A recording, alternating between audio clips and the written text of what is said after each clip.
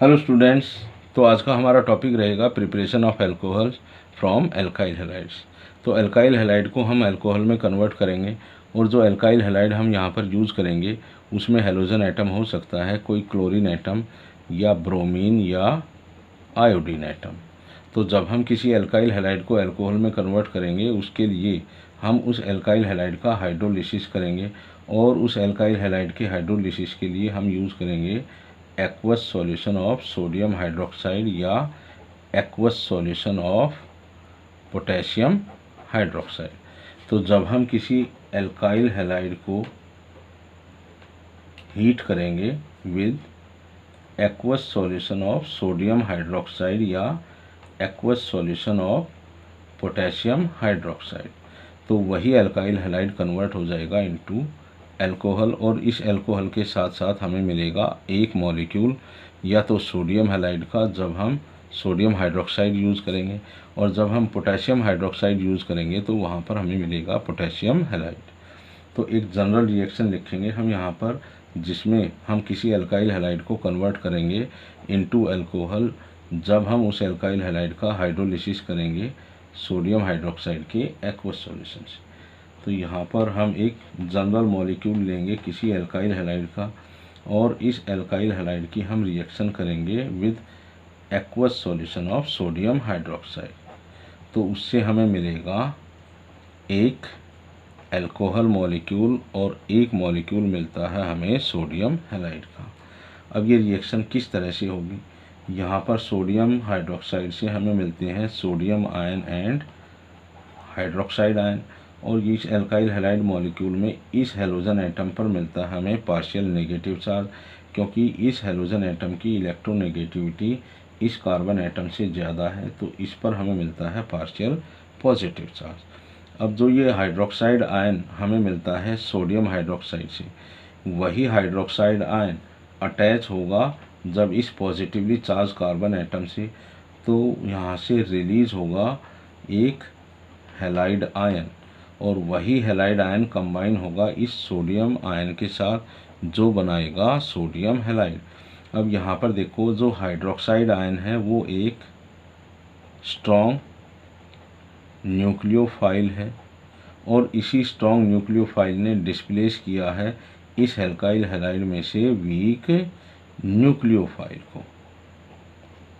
तो ये रिएक्शन रहेगी एक न्यूक्लियोफिलिक सब्स्टिट्यूशन रिएक्शन, और यही रिएक्शन फॉलो कर सकती है या तो SN1 मैकेनिज़्म को या SN2 मैकेनिज़्म को, और ये डिपेंड करेगा कि जो एल्काइल हैलाइड हम यूज़ करेंगे इस रिएक्शन के लिए वो प्राइमरी एल्काइल हैलाइड है या सेकेंडरी एल्काइल हैलाइड है या वो टर्सरी एल्काइल हैलाइड है। लेकिन ये रिएक्शन होगी न्यूक्लियोफिलिक सब्स्टिट्यूशन रिएक्शन, क्योंकि इस रिएक्शन में इस स्ट्रॉन्ग न्यूक्लियोफाइल हाइड्रोक्साइड आयन ने इस एल्काइल हैलाइड में से वीक न्यूक्लियोफाइल हैलाइड आयन को डिस्प्लेस किया है। अब हम कुछ एग्जांपल लेंगे एल्काइल हैलाइड के और उन एल्काइल हैलाइड को हम कन्वर्ट करेंगे इनटू अल्कोहल। तो यहाँ पर हम एक एग्जांपल लेते हैं इथाइल क्लोराइड का, और जब इस इथाइल क्लोराइड को हम हीट करेंगे with aqueous solution of sodium hydroxide, तो इस सोडियम हाइड्रोक्साइड से जो हमें हाइड्रोक्साइड आयन मिलेंगे वही हाइड्रोक्साइड आयन इस इथाइल क्लोराइड में से क्लोराइड आयन को डिस्प्लेस करेंगे, और जिससे ये इथाइल क्लोराइड कन्वर्ट हो जाएगा इनटू इथेनॉल, और इसके साथ साथ हमें मिलता है सोडियम क्लोराइड। एक एग्जांपल और लेंगे हम एल्काइल हैलाइड का जो है मिथाइल आयोडाइड, और इस मिथाइल आयोडाइड की हम रिएक्शन करेंगे with aqueous solution of potassium hydroxide. तो यहाँ से भी हमें हाइड्रोक्साइड आयन मिलेंगे और यही हाइड्रोक्साइड आयन इस मिथाइल आयोडाइड में से आयोडाइड आयन को डिस्प्लेस करेंगे, और यही हाइड्रोक्साइड आयन कंबाइन हो जाएगा इस मिथाइल ग्रुप से, तो ये कन्वर्ट हो जाएगा इनटू मीथेनॉल, और इस मीथेनॉल के साथ साथ हमें मिलता है पोटेशियम आयोडाइड, क्योंकि ये आयोडाइड आयन इस पोटेशियम आयन के साथ कंबाइन हो जाएगा। एक एग्जांपल हम और लेंगे बेंजाइल क्लोराइड का, और इस बेंजाइल क्लोराइड को भी हम हीट करेंगे with aqueous solution of sodium hydroxide. तो यहाँ से भी ये स्ट्रॉन्ग न्यूक्लियोफाइल इस वीक न्यूक्लियोफाइल को डिस्प्लेस कर देगा और ये बेंजाइल क्लोराइड कन्वर्ट हो जाएगा इनटू बेंजाइल अल्कोहल और इसके साथ साथ हमें मिलता है सोडियम क्लोराइड। तो ये मॉलिक्यूल है बेंजाइल अल्कोहल। तो स्टूडेंट्स कुछ इंपॉर्टेंट पॉइंट रहेंगे इस रिएक्शन के लिए कि जब आप किसी अल्काइल हैलाइड को अल्कोहल में कन्वर्ट करोगे तो उसके लिए हम केवल यूज़ कर सकते हैं प्राइमरी अल्काइल हैलाइड, लेकिन जब आप सेकेंडरी और टर्सरी अल्काइल हैलाइड यूज़ करोगे इस रिएक्शन में तो स्ट्रॉन्ग बेस की प्रेजेंस में उन सेकेंडरी और टर्सरी अल्काइल हैलाइड्स का डीहाइड्रोहेलोजिनेशन हो जाएगा। मींस वो सेकेंडरी और टर्सरी अल्काइल हैलाइड लूज़ करेंगे एक HX मॉलिक्यूल और वही सेकेंडरी और टर्सरी अल्काइल हैलाइड्स अल्कोहल में कन्वर्ट ना होके वो कन्वर्ट हो जाएंगे इनटू। तो जब आप सेकेंडरी अल्काइल हैलाइड यूज़ करोगे तो उन सेकेंडरी अल्काइल हैलाइड के कुछ मॉलिक्यूल का डीहाइड्रोहेलोजिनेशन हो जाएगा और वो कन्वर्ट हो जाएंगे इनटू एल्कीन और कुछ सेकेंडरी अल्काइल हैलाइड के मॉलिक्यूल की न्यूक्लियोफिलिक सब्स्टिट्यूशन रिएक्शन हो जाएगी और वो मॉलिक्यूल बनाएंगे अल्कोहल मॉलिक्यूल्स। लेकिन जब आप टर्सरी अल्काइल हैलाइड यूज़ करोगे तो उन सभी टर्सरी अल्काइल हैलाइड मॉलिक्यूल्स का डीहाइड्रोहेलोजिनेशन हो जाएगा और वो सभी tertiary alkyl halide molecules convert हो जाएंगे इनटू एल्कीन्स। तो स्टूडेंट्स यहाँ पर हमने दो रिएक्शन ली हैं जिनमें हमने यूज़ किया है सेकेंडरी अल्काइल हैलाइड और टर्सरी अल्काइल हैलाइड, और जब इन सेकेंडरी और टर्सरी अल्काइल हैलाइड की हम aqueous solution of sodium hydroxide के साथ रिएक्शन करेंगे तो जब सेकेंडरी अल्काइल हैलाइड आप यूज़ करोगे तो वहाँ से आपको दो प्रोडक्ट मिलेंगे जिसमें एक रहेगा एल्कीन और दूसरा प्रोडक्ट जो आपको मिलेगा वो मिलेगा अल्कोहल।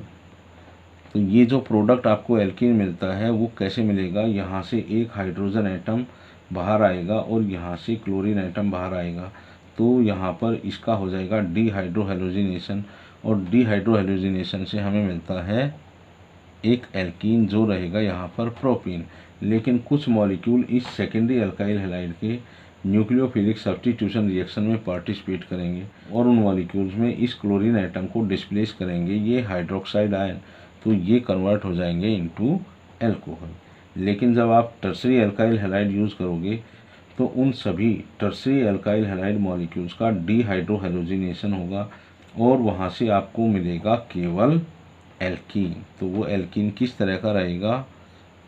CH2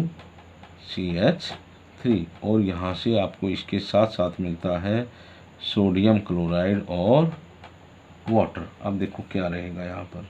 यहाँ से हमें मिलता है सोडियम आयन और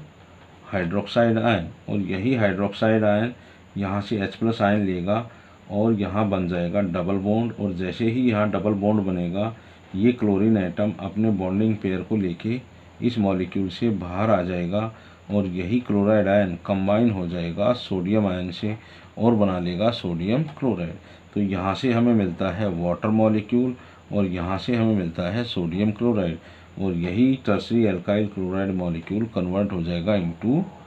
एल्कीन। तो ये एक प्रॉब्लम है इस रिएक्शन में कि हम केवल प्राइमरी अल्काइल हैलाइड को ही अल्कोहल में कन्वर्ट कर सकते हैं। तो इस रिएक्शन में हम ना तो सेकेंडरी अल्काइल हैलाइड यूज़ करेंगे ना ही हम टर्सरी अल्काइल हैलाइड यूज़ करेंगे।